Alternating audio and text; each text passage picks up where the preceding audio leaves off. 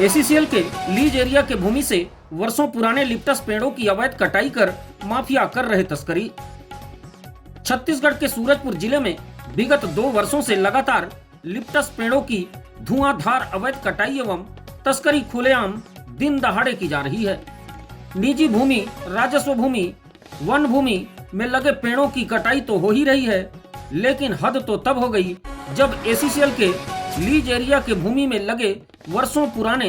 बड़े बड़े लिप्टस पेड़ों की अवैध कटाई कर जंगल नुमा भूमि को मैदान का शक्ल दे दिया जा रहा है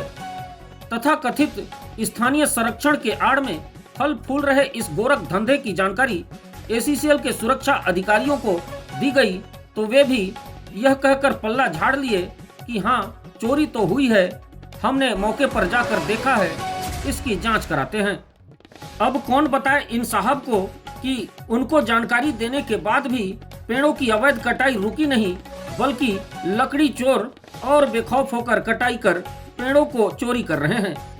आपको बता दें कि एसीसीएल के महाप्रबंधक कार्यालय से महज कुछ ही दूरी पर सीएसपी के सामने बड़े बड़े विशालकाय पेड़ों की अवैध कटाई कर दूसरे राज्य से आए चोरों ने पार कर दिया है। सूत्रों की माने तो कटाई का कार्य रात में शुरू हो जाता है और सुबह पूरी लकड़ियों को ट्रैक्टर में लोड कर अन्य स्थान पर ले जाया जाता है। इस कार्य में स्थानीय लोगों की संरक्षण की बात भी सामने आ रही है। यही नहीं, एसीसीएल द्वारा सुरक्षा हेतु नियुक्त जिम्मेदारों की भूमिका भी इस मामले में संदिग्ध माना जा रहा है, क्योंकि चोरी की जानकारी मिलने के बाद आखिर सुरक्षा अधिकारी हाथ पर हाथ धरे क्यों बैठे हैं।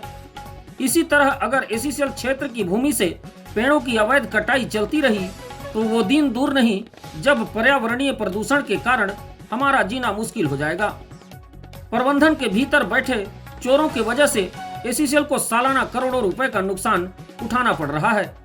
चाहे वह कोयला चोरी हो, कबाड़ लोहा चोरी हो, तांबा चोरी हो या फिर लगातार हो रही लिप्टस पेड़ों की चोरी हो। खदान क्षेत्रों में चोरी इस तरह भयावह तरीके से हो रही है कि अब इसे रोकना जिम्मेदारों के बस में नहीं रहा।